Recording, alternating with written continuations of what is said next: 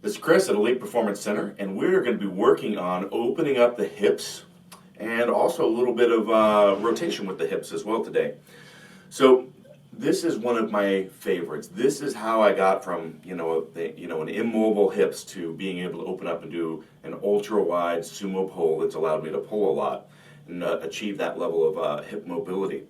And it just takes time. So this film is going to be pretty short, but understand when I do these sessions, these are like 10, 15 minutes sometimes of just relaxing into it. So every time I show you something, I'll relax for a couple, 2 minutes after that and continue to move out.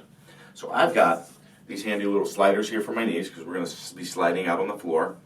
There's going to be more than, so watch this whole video because there's going to be several different steps in here. You can do it without these, so you can do it on hardwood, concrete floors, the like, pretty easily with either some paper or some, a sock or whatever you have. Or you can just kind of get on any of those surfaces and just manually manipulate out as well. So this just makes it a little bit easier, particularly on this carpet in here. So first thing I'm going to do is just widen out, okay? And I'm going to get out here and either on my elbows or on the all fours position. And it's best, and Coach Brandon, who's in the room with me, brought up not going, into extension as you're doing this to keep that core tight. But really, the biggest thing, regardless, is staying relaxed. So we don't want to tighten up. So we're just going to spend some time, and then we're going to move back and forth in this position. So notice I'm trying not to tuck my pelvis in that position until I find those stiff points.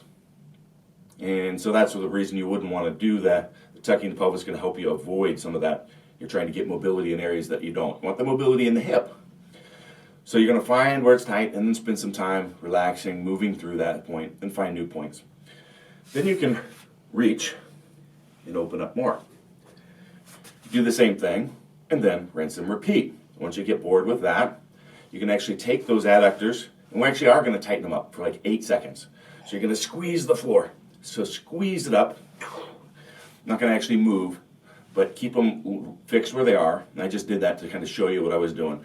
Doing those adductors, fire, squeezing in. And I'm going to grab the floor, twist it up for 8 seconds. Contraction, relax. Oh, see, man, I just moved out further. You can reach in there and push out a little bit further, okay? Then, once you think that you're close to your limits, again, move back and forth again, kind of go through that. So take those glutes and fire them and push them into the floor. Boom.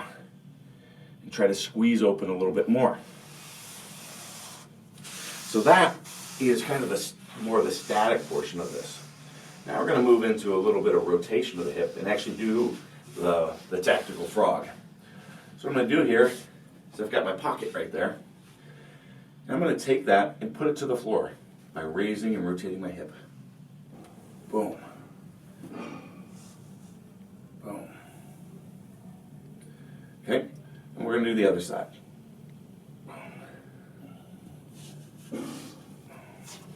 I like to do sets of 10 like that. So you may notice that you're a little bound up when you first begin that.